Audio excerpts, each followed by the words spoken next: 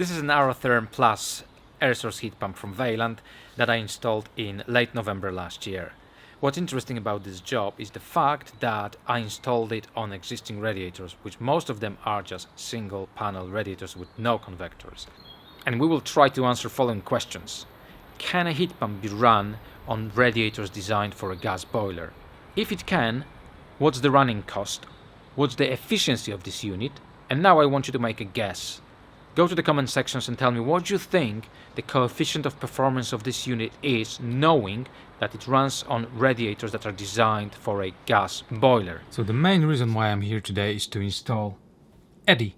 Eddy is a solar diverter. So what this device does, it diverts excess solar from PV into the hot water cylinder, because if the battery is full, if there's no more demand at the property and there's too much solar generation, which is a nice problem to have, you have to send that energy back to the grid.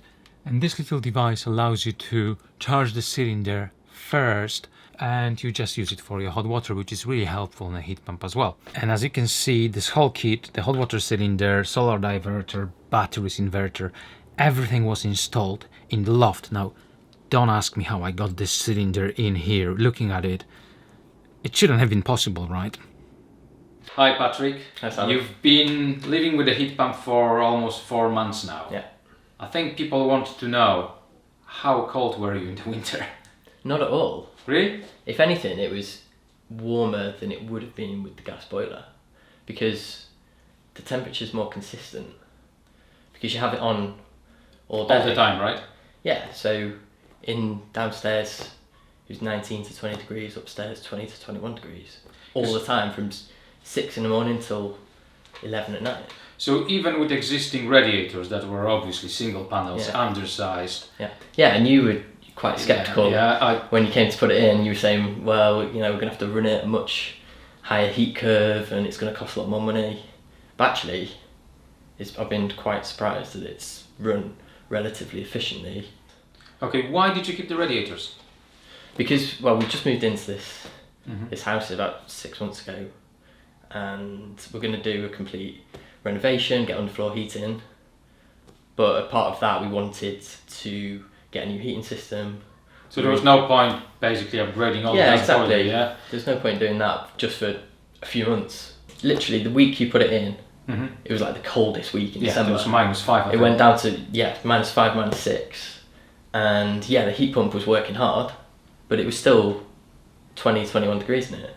Previous boiler was non-condensing boiler, right?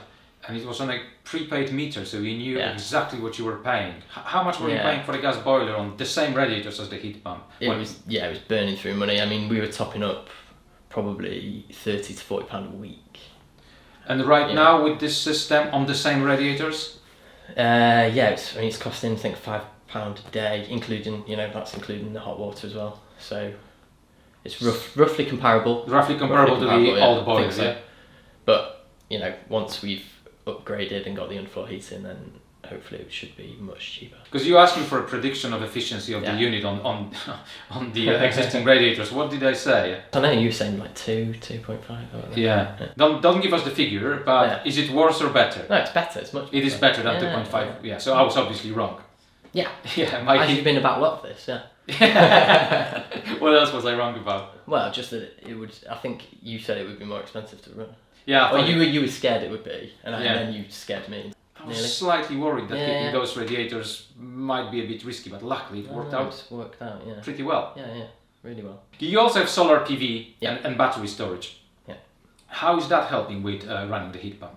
Well, in the deepest, darkest winter, it didn't help at all. But over the last 2 months, we're probably getting 40% up to 45% this month of our electricity through the solar panels. So obviously that brings down that £5 a day quite significantly. I think as we move into April, May, it's going to cover everything, hopefully. Noise. Is the unit noisy? Can you hear it? Occasionally. So when it's quite cold in the morning, when it's first coming on, you can kind of hear it. It's just like a low hum in the background. But I'd say 99% of the time, absolutely not. I've sat on that sofa there. The heat pump's just behind the heat pump is just outside just of this there, window. literally there. You never hear it during the day. What about your neighbours? Do they even know you have a heat pump? I don't think so. No. Nobody complaint. said anything. Nobody's complaining. Nobody's Alright. You know, you hear of these stories that they're really loud and they're going to cause a lot of aggravation and nuisance with the neighbours, and it's not the case. Hasn't happened yet. I mean, there's a road 20 metres up there, which is much louder than a heat pump could possibly be ever. So I don't see what the problem is with people having heat pumps in their garden or to the side of their house when everyone lives next to a street. You've told me though, you've been running out of hot water on the heat pump alone, right? You had to boost the temperature from 48 to 52. And we've got the biggest cylinder we could possibly install at this property. So that may be an issue when the kids get bigger, right? You have to accept that there are some compromises with how you're going to use a heat pump versus a gas boiler. Because we're so used to just, you turn on the hot tap and hot water comes out and it's at a high temperature. And never runs out, And never runs out, And you do have to adapt back to the way people used to use it with a hot water tank. But it's a small compromise. You just have to be a little bit cleverer, and maybe you have to get a little bit more involved in going to the controls and turning on hot water boost if you need it. I mean, it doesn't take very long to do. It's quite efficient, so it's not a massive issue. You do have to get a little bit used to the fact that you turn on hot water and it's nowhere near as hot as it would have been. Yeah, you don't mix anymore. Yeah. But again, it's just changing your habit to adapt to how you should use the heat pump in the most efficient way. The benefits of it, I think, massively outweigh any small inconveniences. What are the benefits, in your opinion? Well, I think people approach it from lots of different angles. For us, moving in here, we knew we couldn't get to like passive house standards, but we wanted to be as kind of energy independent, environmentally friendly as possible. And your gas boiler is literally the thing in your life that emits the most CO2 for anybody. I think it's like 2 to 3 tons on average a year. If you want to make one decision in your life that will help become more environmentally sustainable, then that's the decision to make. Everyone talks about how expensive it is to get a heat pump put in. How expensive was it? Do you want to talk about it? Yeah, we can talk about it. Yeah, that's fine. So you've got solar PV, how many? 7 kilowatts? 6.5. 6 kilowatts. That's quite a lot for it's a quite terrace. loud. I mean, the whole roof is covered. The whole roof is covered. 5 kilowatt battery, right? 6 again. Yeah. 6 and 6. 5 kilowatt heat pump. 200 liter cylinder. And the central heating hasn't been touched. We just pretty much bolted it onto the existing system, which you shouldn't be doing, but that's what happened here because you were renovating at a later stage. What was the cost of all of that work? If we just take the figures in total, I think it would be 25,000. £25,000, yeah. However, obviously you've got the boiler upgrade scheme, which reduced it by 5,000 on the heat pump, and then our mortgage provider also chipped in hopefully another 2,000. So the heat pump cost went from 13 to 6. £6,000 for a heat pump and a cylinder. Yeah. That's actually not too bad. Well, that's probably double the cost of a gas boiler. So. Not quite, because if you were to put a new gas boiler with unvented cylinder, that would cost you probably about £4,500. Okay, so it's even closer. So with all those grants and help from the bank, this setup costed you £1,500 more than comparable high quality boiler with unvented cylinder. Yeah. Obviously, I want to say that we're in a privileged position where we've got some money to spend on a new house we moved into. Yeah.